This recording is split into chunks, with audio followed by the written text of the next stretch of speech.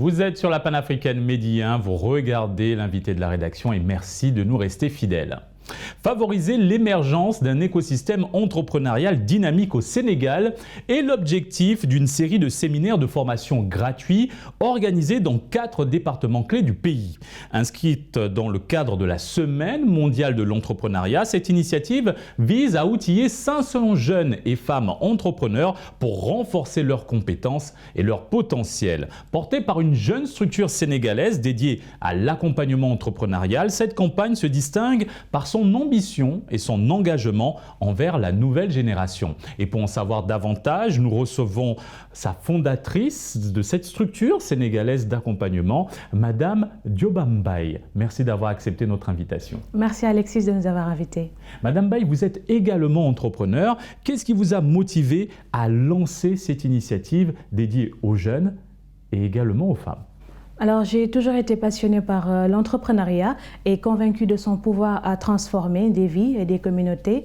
Étant coach en entrepreneuriat et développement personnel, j'ai constaté un réel potentiel chez les jeunes Sénégalais, mais malheureusement, il manque d'accompagnement, il manque également d'opportunités. Alors, c'est dans cet ordre que je me suis dit, je vais tout faire pour mettre en place des séminaires de formation qui visent à stimuler la créativité des jeunes, mais également les accompagner à développer des entrepreneurs à fort impact. Madame Mbaye, pourquoi avoir choisi spécifiquement Dakar, Diourbel, Tivaouane et Thiès pour organiser ces séminaires ?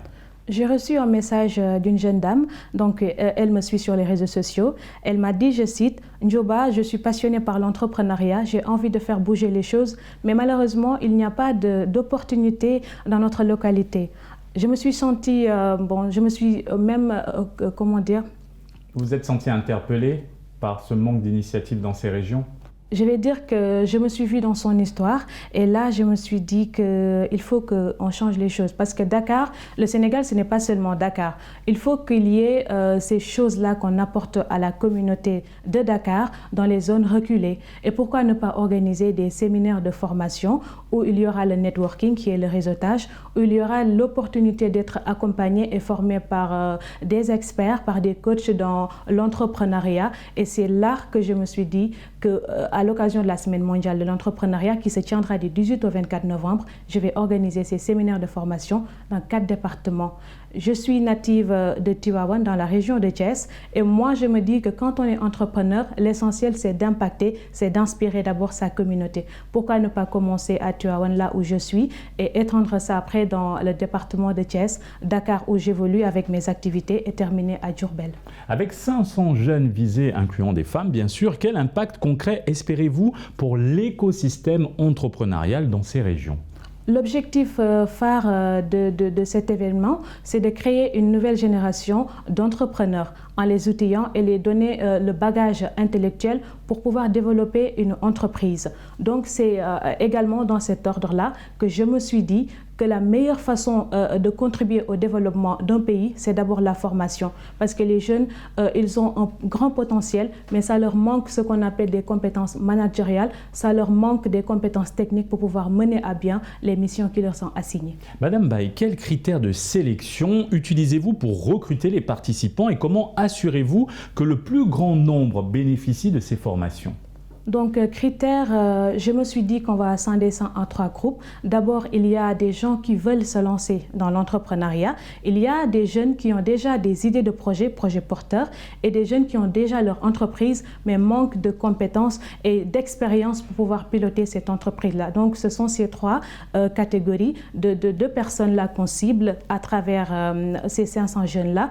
Mais pour pouvoir atteindre la cible, on s'est dit pourquoi ne pas collaborer avec des structures qui sont en place, des structures locales, des associations qui sont dans, par exemple, le département de Thiès. Il y a des associations qui sont là.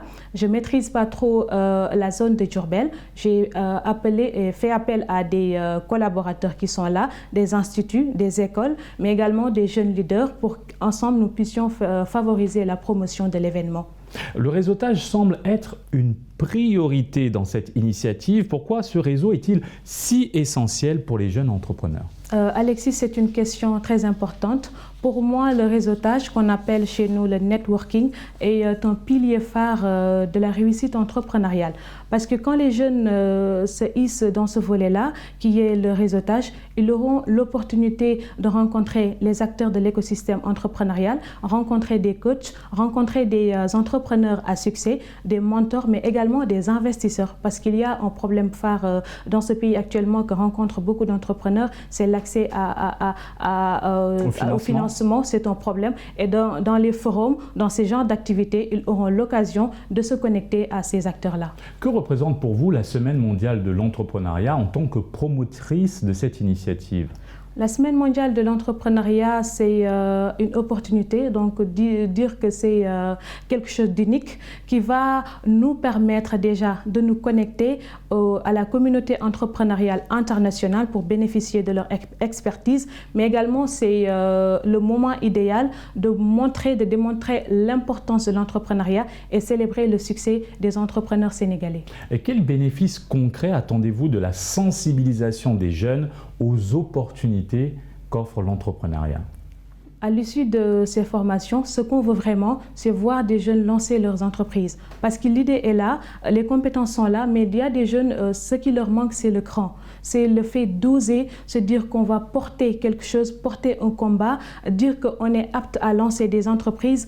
Et à l'issue de ça, ce qu'on veut, c'est favoriser l'employabilité, résoudre le problème du chômage qui ravage les jeunes. Cette frustration-là qu'ont les jeunes de se dire que j'ai fini d'étudier, j'ai mes diplômes, j'ai pas d'emploi.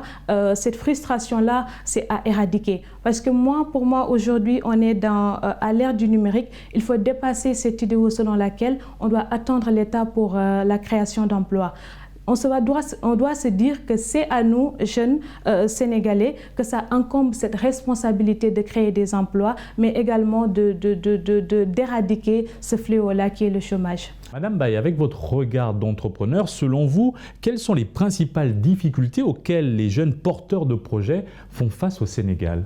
Alors déjà, pour qu'un entrepreneur puisse s'épanouir, il faut qu'il y ait un cadre, un environnement propice. Au Sénégal, il est difficile vraiment d'entreprendre parce que quand on est jeune, du jour au lendemain, par exemple, moi, j'ai quitté mon travail parce que je me sens dans l'entrepreneuriat, je me vois dans l'entrepreneuriat et je me sens épanouie dans l'entrepreneuriat. On va se dire, mais tiens, celle-là, elle est folle, elle a une licence, un master, et pourquoi elle est là à vendre des choses? Elle est là à accompagner des jeunes, faire des formations, alors que c'est une passion. Donc là, ces pessimistes qui sont là, on les appelle souvent des personnes néfastes. Madame Baye, en dehors de cette initiative, quel autre projet soutenez-vous pour favoriser l'entrepreneuriat au Sénégal, en dehors de ces séries de séminaires de formation gratuits que vous allez organiser dans le cadre de la Semaine mondiale de l'entrepreneuriat?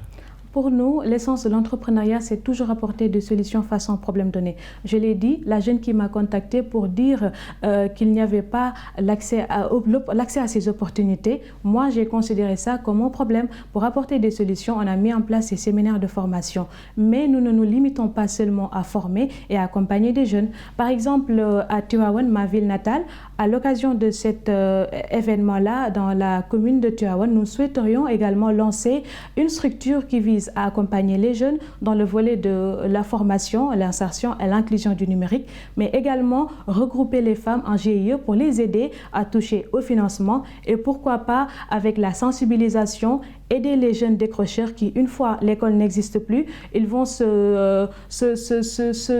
s'orienter. Oui. Ils vont s'orienter vers les motos Jakarta là, cette insécurité-là, parce que récemment, il y a eu 2 jeunes qui sont morts avec les courses de 1h du matin à 2h du matin. Là, ce sera des sensibilisations pour ces jeunes-là et leur dire qu'il ne faut pas être désespéré. Il n'y a pas que l'école pour réussir, mais on vous apporte quelque chose de nouveau, on vous apporte quelque chose qui est vraiment d'actualité et qui est l'entrepreneuriat. Avec ça, vous pouvez vous épanouir et vous défaire de vos maux. Quel message souhaitez-vous transmettre aux jeunes et aux femmes qui souhaitent rejoindre ces séminaires de formation gratuits?